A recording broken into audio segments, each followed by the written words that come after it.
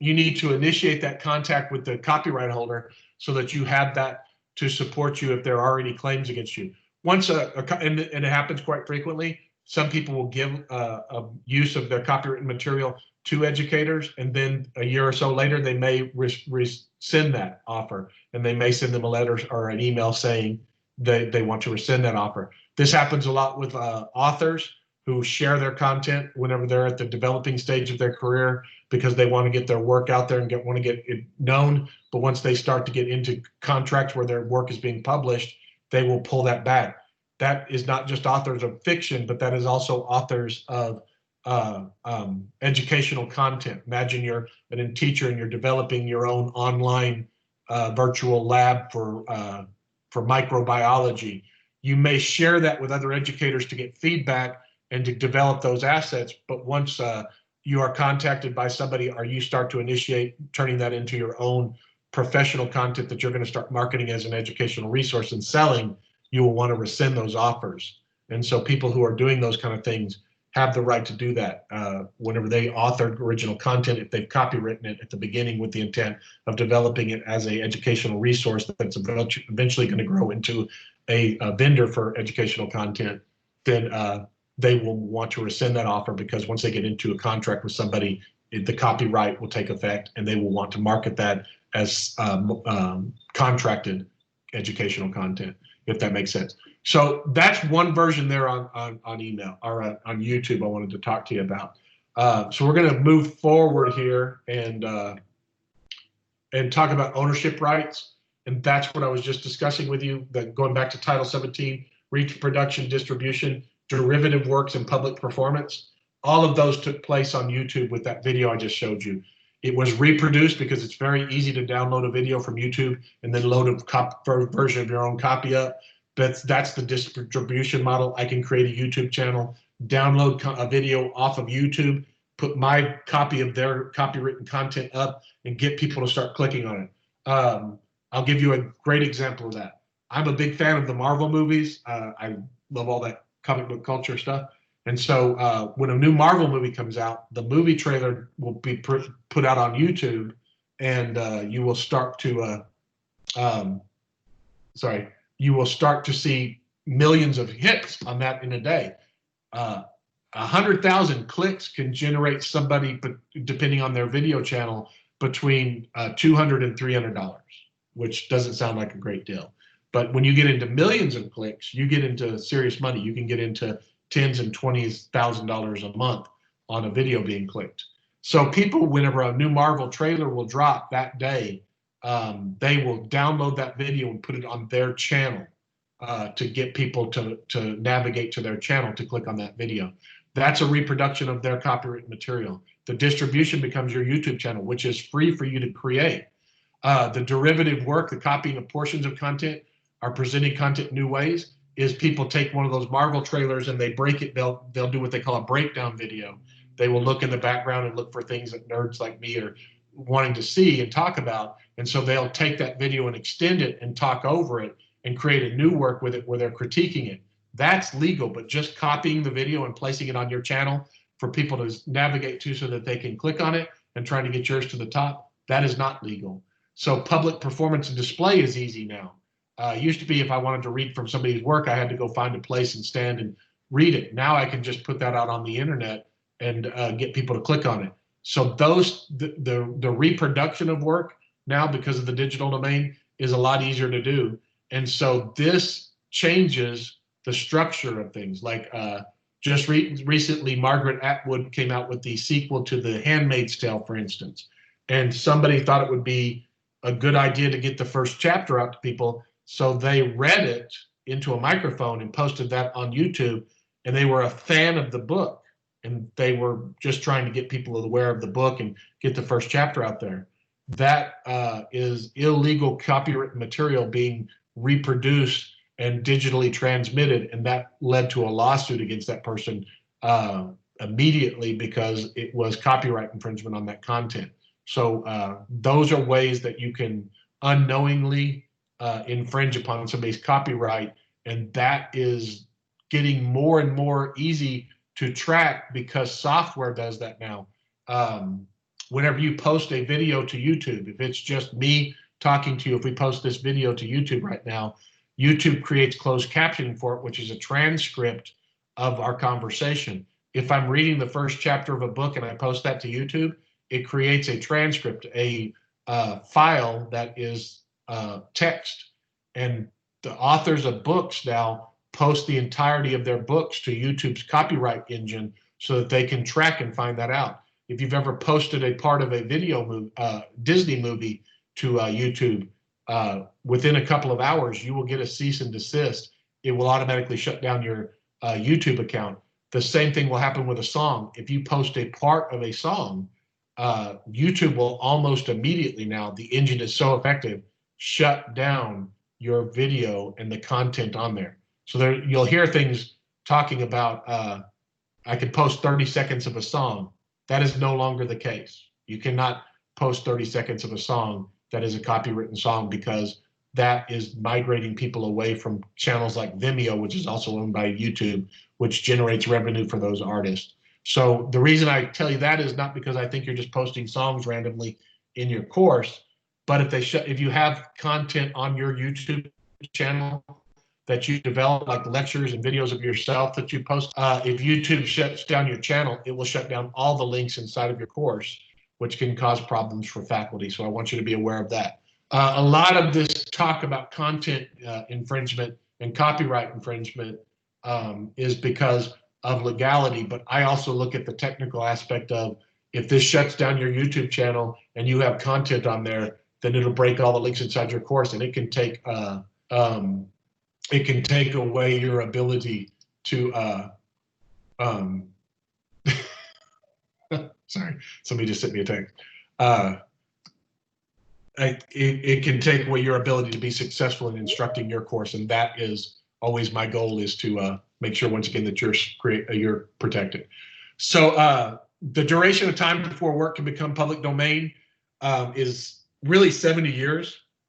It's more like 75 now, because once 70 years hits and something starts to become public domain, immediately lawsuits start to be created around it that stop it from being public domain, because distant relatives of the author who have been waiting in the weeds for that to become public domain start to challenge it, because they want to secure the copyright to that. So if you start getting into public domain discussions about the content that you're posting, my best advice to you is, at that point, don't post it, because there's no way to be sure if you're in that 5-year period that it's going to be cleared for public domain. And it takes the Office of Copyright about 3 to 5 years to even finalize that this is going to enter the public domain. 95 years, you're pretty good. So for instance, we're getting close to that with World War I. And I say that because in history classes, I have professors who will post songs that were popular during World War I that have videos on YouTube. Those are now in the public domain. Those songs are, so people can post versions of those songs on YouTube, and you can type that into YouTube and look at that. That content is available to post inside of your course if it's just the song. But now I want to talk to you about how that can become a problem. The History Channel, will, sorry, I lost my content there. The History Channel will build out content that has that song featured in it. And some people will then interpret that that is available for use inside of their course. No, if the History Channel created content that is available with that song inside of it, that is still owned by the History Channel, because the content surrounding and referencing that material are what's going to be copywritten, not just the song. So you can't post the History Channel in there. They are also one of the ones that will access it, which brings us to fair use.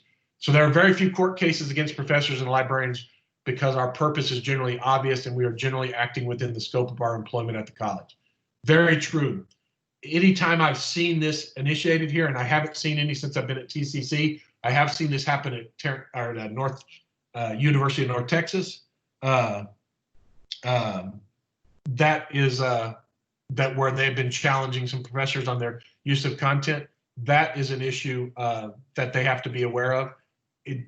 When they're given a letter of cease and desist, it is part of the professor's responsibility to remove that from their course, and then the college will respond to that also in a legal letter saying that it has been removed. Usually it falls on the part of the instructional design team to make sure and go in and make sure that that has been removed.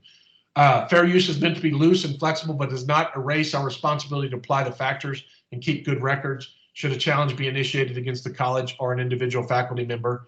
Online courses and their content must be cataloged and accessible for review for up to 7 years after the course is ended. I include that here because of this. If you include content in there that gets a copyright challenge, that course will keep a record that that was in there, but once you remove it, that cataloged version of the course will retain that record of that in case there's a challenge from a student about the use of that content as far as educational development or curriculum construction. What that simply means is the catalog version of the course will be available for review, but it doesn't mean that that link stays active inside there. It just has a record of that link inside there, that was part of the content when that student was taking the course. Once you remove the link, it is gone and you don't have to worry about that anymore. So that's important to understand because there is a record of that. And that's one of the things I've seen recently in lawsuits is if they go after a professor and they don't respect the copyright and don't remove the content, they will start to request access to cataloged versions of that professor's course to see if they removed content from when they had been requested to remove it for. And that's what opens up personal litigation against a faculty member and could cause trouble for you professionally and personally that I would not want to happen to faculty members. I don't see any of that on the college, but I do see that as part of what is the legality of what's going on with in relation to the Teach Act and copyright law. Sorry, I need to advance the slide. So we're going to talk about now this. This is the part I want to focus on and gets to kind of your ability to use the tools. So this is called the 4 factors test. This is part of section 107 of fair use. And so basically we're going to go through this and look at these as what the how to review content and how to make decisions in content. So the first thing you want to ask yourself is, what are the purpose of the use? What is the nature of the work to be used? What amount of the work will be used? And what effect will your use have on the market value of this work? So example 1 is purpose. So if you are a nonprofit educational and personal use, if you're using this because you bought a copy of Harry Potter, then of course you are allowed to read Harry Potter. If you're a professor and you're promoting Harry Potter as part of your curriculum and you want to talk about the writing of Harry Potter, then you can do that. And if you're a nonprofit organization who is sharing this in relation to your organization as a promotion of your organization, and you've gotten the rights to do this from the author, then you want to do this. Where you want to be thinking carefully is criticism and commentary. So earlier I mentioned loading Marvel videos up and then doing a commentary on a Marvel video. That you can get away with that legally. However, if you don't make substantive movement towards being a professional who's making commentary, if you're just somebody using this to generate revenue for yourself, that will be part of the lawsuit. If you're making commentary on it and it's derivative of the original author's work and it's not adding any academic or real world value to it, that can become part of a lawsuit in relation to copyright law. News reporting and parody. If CNN or Fox News or somebody runs part of a film to talk about some type of issue with it, that can become part of copyright if they don't receive the rights to that. That's where you will often see the watermark of the company down in the bottom of the video whenever it's being presented on a television or on the internet.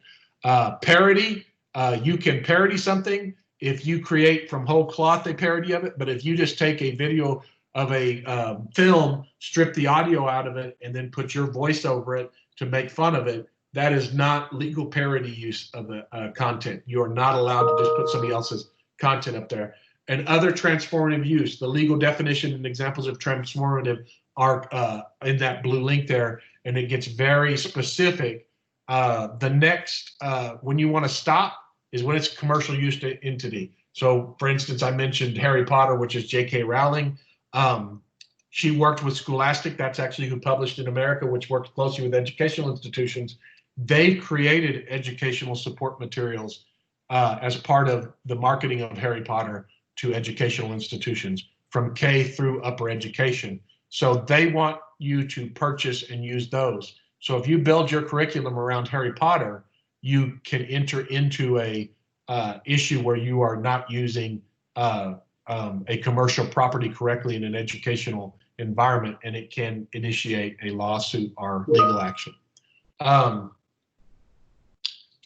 the next thing is the nature of the use. So if the work is informational nature, biographies, news reports, news magazine shows, you can use those, but there is a caveat with that we'll talk about here in just a second, an added part of that. You want to consider and really look at how you're using it, if it's a mixture of fact and imagination. So last year, a film came out about the life of C.S. Lewis and excuse me, not C.S. Lewis, J.R.R. Tolkien. And in that film, it is a docudrama about the life of Tolkien. And inside that film, they mix in parts of the Lord of the Rings because he wrote that in response to his time in war.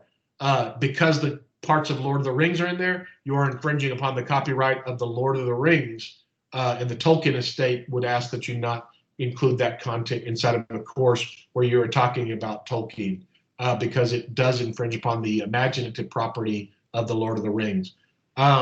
You want to stop if the imaginative or unpublished work of fiction, written or film or audio, is unpublished, because once the copyright comes into effect, they can backtrack and sue and create litigation over that. So you want to be careful of anything that is using fiction in a course, even a creative writing course. You can reference, of course, that you want people to read the works of Toni Morrison, but you do not want to put a PDF or an audio version of Toni Morrison's book inside your course unless you have explicit permission from the publisher that you can do so. It's not even the state at that point. They're out of the mix. It's the publisher of the content that you would want to get the permission from. Sorry. Examples, amount. So you'll hear this a lot. You are go if you use less than 10% of some content in your course. And so I go back to the internet. 10% of a 1 hour film is 6 minutes of a film. So 10% of a 2 hour film, of course, is double that, 12 minutes. So if you're putting 12-minute videos in your course from a film, you're probably having some issues with your course anyways.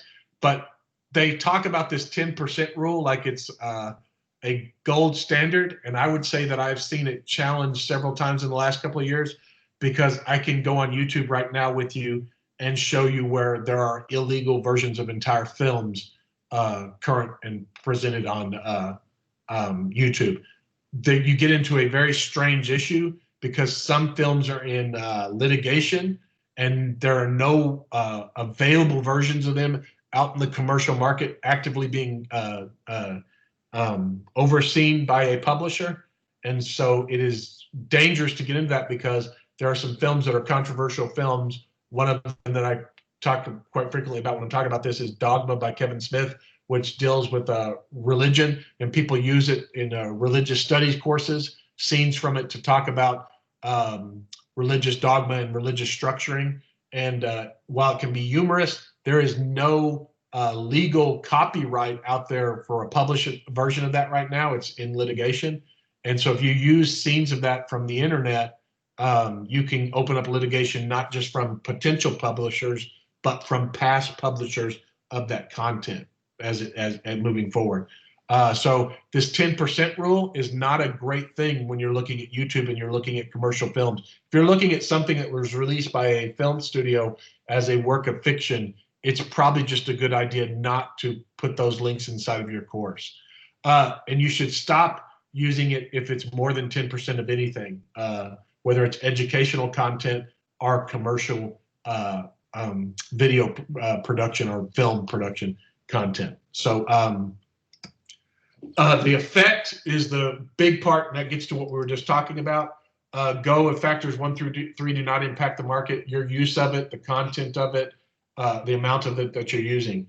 You should yield if the original is out of print or unavailable. That's going back to the Dogma example. And no permissions on the market are established, and you cannot find the copyright owner. Right now for that film, you cannot find the copyright owner, even though everybody's still alive and active in the marketplace, except for Harvey Weinstein, who was the producer of that film. And that explains part of why it's in litigation is his company is trying to retain the rights of it. You end up in a situation where there are a lot of lawyers actively looking at that content. And if it's placed inside of your course, it can cause quite a bit of problems. And you want to stop if it takes cells away from the original work. In the case of Dogma, it's out of print. You can't find that film new. You can't go buy it on at Target or Walmart or anything like that. You can buy it on places like eBay and find a version of it for like $40 or $60 on Blu-ray. But it's no longer actively being printed, and there are not new ones made of it. And if you buy it on eBay, that avoids paying the royalties for it. So you get into this issue that you saw in the early 90s. Garth Brooks, for instance, didn't want used CDs sold because he felt that took away potential dollars from his pocket. Spontaneity. So this is the last of these that we're going to talk about. This is a new part of the TEACH Act, and when I say new, it's about 12 years old, so it's new in relation to that. But if something happens and you see a news story about it, so I'm going to use the coronavirus for instance right now. Something happens and you want to post a video from one of the major news outlets about something that happened with the coronavirus that's related to the content of your course, whether it's biology or sociology or psychology or anything else like that. You post this story to your class at the last minute because you want to talk about it because it's timely, it's contemporary, and it's current events. That's fine. If the item is dated, short, usable period, you can use that in your course. You want to slow that down when the next semester you're still using that. So you decided to use work in a previous term and you still got it in there next semester, then it's starting to become a foundational element of your course. So you need to plan to discontinue the use in the near future. And you want to stop when it becomes a course foundation. Anything you are using repeatedly that is a live link to a commercial entity like CNN, that's once again owned by Time Warner, you want to stop using that because that is their revenue generating content. For the most part, they're happy when you put videos in their course because it creates people who have to click on it. The problem that's more and more becoming a part of the issue here is they commodify that. So somebody clicks on a link for a news story and they have to watch a macaroni and cheese ad for 15 seconds. Students are getting frustrated with that and they don't like it and they report it, and that becomes part of copyright lawsuits because students are reporting that they don't want to have to watch commercials when they're inside of their course. It also causes distractions in your course, and we don't want that for our students because it can take them away from content that you're doing. So this is the part of the presentation, and I want to be respectful of y'all's time, that gets to the defining all of these again in the legal terms. So I've included that here, and I've included this clickable link over here for copyright law and the librarians and educational use. All of this is restating in legalese what I've talked to you about here in this presentation. So I'm going to click through this really quick. How is fair use similar to the TEACH Act? Both are part of the Copyright Act. Both place restrictions on copyright protection. That's the thing we've talked about today. And both expand the faculty's ability to use copyright work. That's what we talked about today. Hey, Austin. Yes, ma'am. Austin, this is Natalie, and I just wanted to just butt in for a second. I know you have another session at 11, and there's quite a few questions in the chat. Okay. So I'm going to share in the chat the link to this, basically the virtual sign-in sheet to show that you attend, so that attendees can complete that and show that they attended for their professional development. But also anyone who completes the sign-in sheet, we're compiling all of the presentations throughout the week, and then we will share that out to everyone who's completed the sign-in sheet. So do you want to take a few minutes to look at some of the questions in the chat? I don't want to have to answer those because you're the expert on copyright. Yes. And then that way we can get you out of here for your 11 o'clock session. And that way, any of these links, they will eventually have the presentation that we share out. Yes. Thank you. Thank you, Natalie. Thank you. No, thank you. And so, yes, and let me let me go through those. I'm sorry. Dr. Cervantez couldn't log back in, so he was going to help with this. He's out right now, and so he's going to help with this. So I'm going to go through the questions. But one of the things I do want to say, so I've included all these slides at the end, but I want to show you really quick at the end here. But these are the best practices here, which goes back through the stop sign stuff that we talked about there. The copyright police are watching an infringement. And right here, this slide is institutional level requirements. All of those blue links, if you click on them, will take you right to the part of the Tarrant County College website that deals with those specific ideas. And if you have any questions, just remember my name, Austin Haynes, and you can reach out to me and I'll be glad to go through all of these with you. And then at the end, and I put my name at the beginning, copyright policy is here. That's our district copyright policy. And right here is, you can go here and actually take a copyright crash course from the University of Texas, which is pretty good. So now I'm gonna go through the questions. You can chat. Gene Maines asked that. I'm sorry about that. You're in there, Gene, so yes, you are. If we RSVP'd with that form earlier, we don't need to do it again, correct? I don't believe you do. And no, you do. So the original RSVP in the Learn Center or in the Microsoft was just like to say you're coming, but this form is like I attended and it gives feedback. So this is like, you know, if you attended something in person and you signed in to show you were there. So this is what we'll give to the Learn Center to mark off, yes, these people actually attended. Could I ask a question about that? Sure. Sure. I must be registered as a guest because I don't have access to the chat. So, and yes, there are other people like that. What do we do? So you can, so one thing to try for the next session, we've tried to add everybody to the team that registered so you wouldn't be a guest, but you do have to log in like with your TCC credentials. Otherwise, if you're not logged in, it will continue to say guest. So try that maybe on the next session. But if you will email me, I will send you the link. So it's natalie.russell, NATALIE.RUSSELL at tccd.edu, and I will make sure that you get a link to that form. Thank you.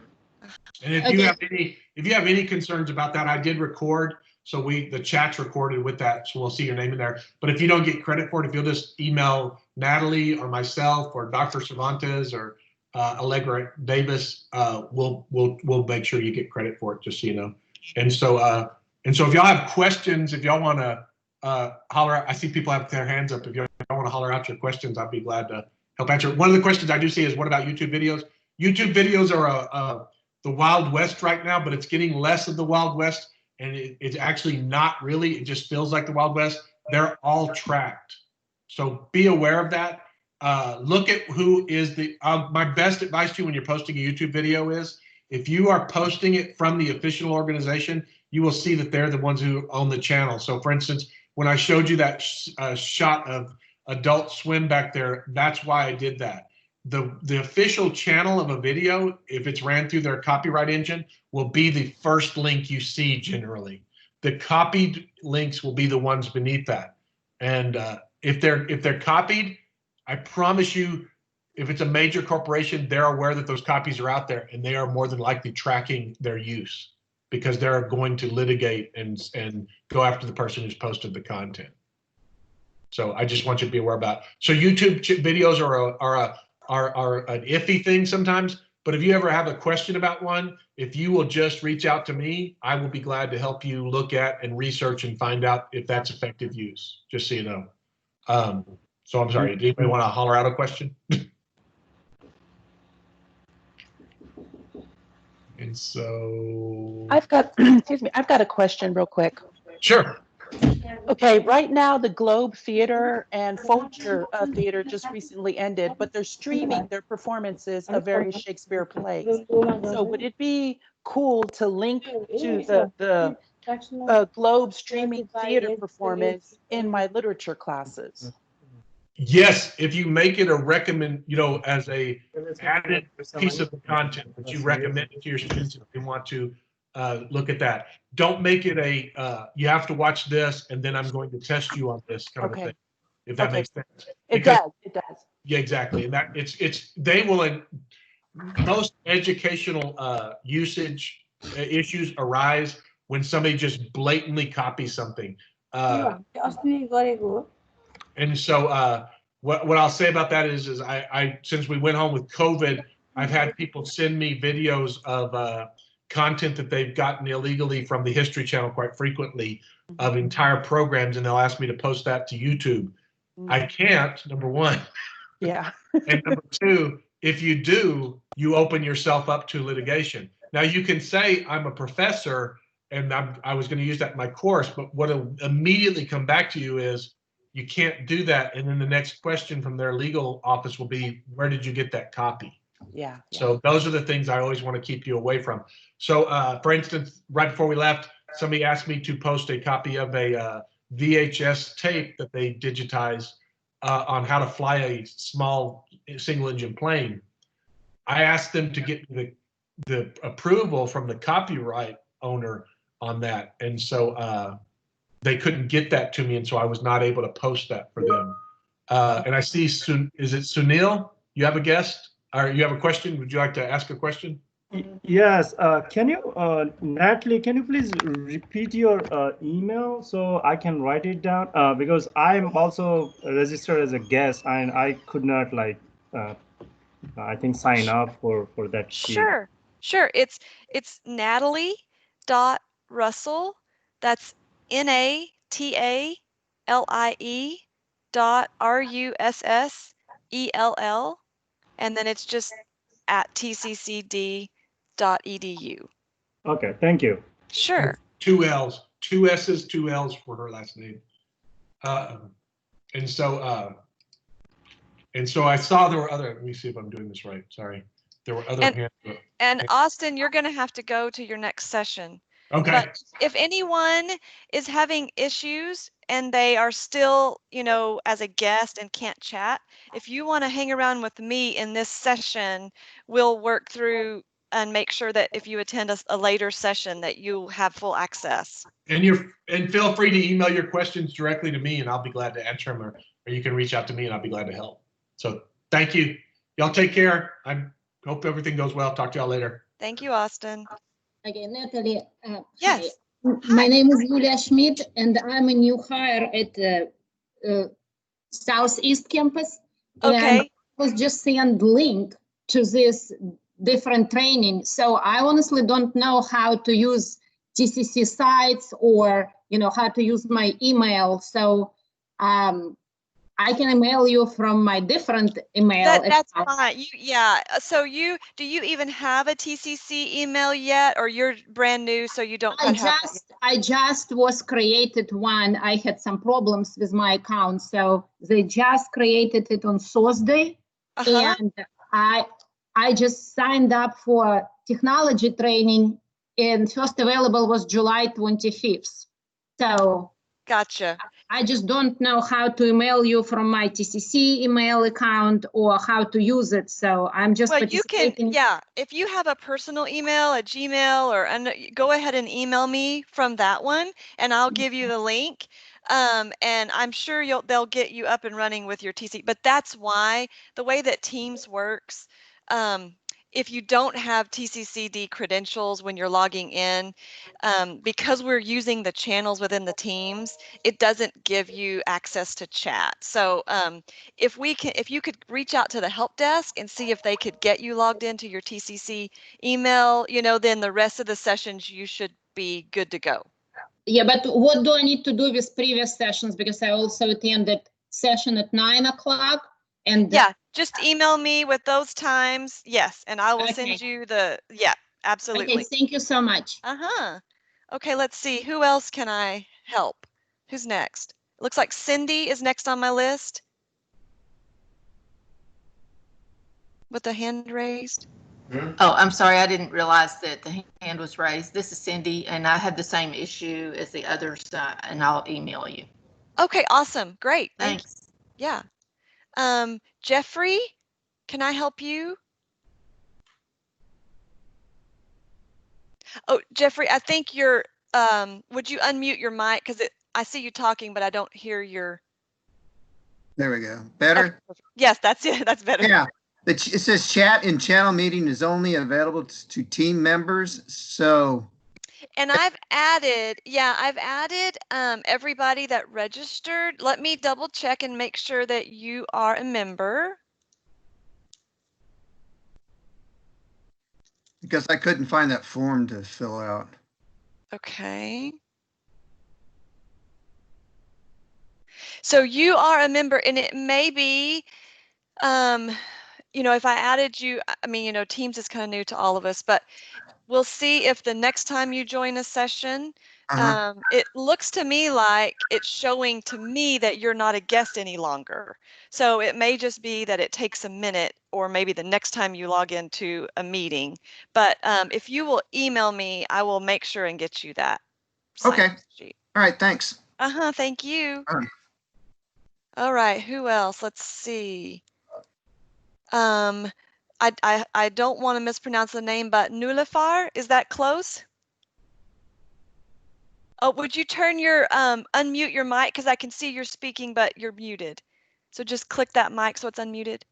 Is that good? Yeah, perfect. Yep, I hear you. Oh, so I have a question. I didn't see any contents of the copyright. Copyright. It was not displaying on my screen.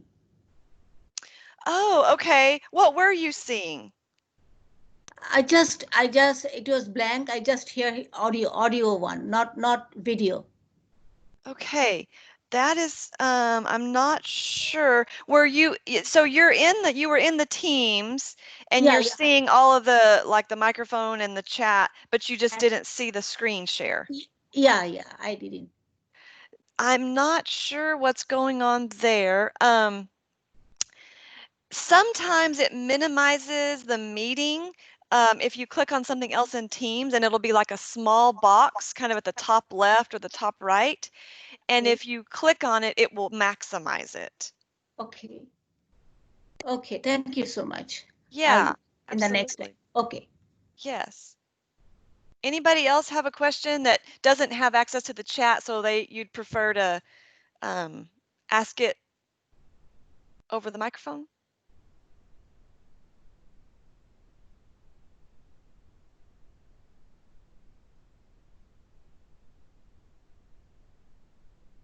Okay. Well, I hope that, does someone have a question? Yeah, this is Linda. I missed the copyright thing this morning. I was out walking and totally forgot. Did y'all record that by chance? So he did. He started recording a little late. He did record it, but I'll tell you, he's giving it multiple times this week. So he's giving it on Wednesday at 2, and again on next Tuesday at 9 a.m. So like the best, you can look in the Learn Center if you wanted to see, on the calendar when he's offering again, or if you email me, I can send you like a schedule that has all the sessions and when we're having them. Either way, whatever works best with you. Oh, okay. I see it here on the schedule. You don't need to email it to me. Thank you. Sure. All right. Anybody else?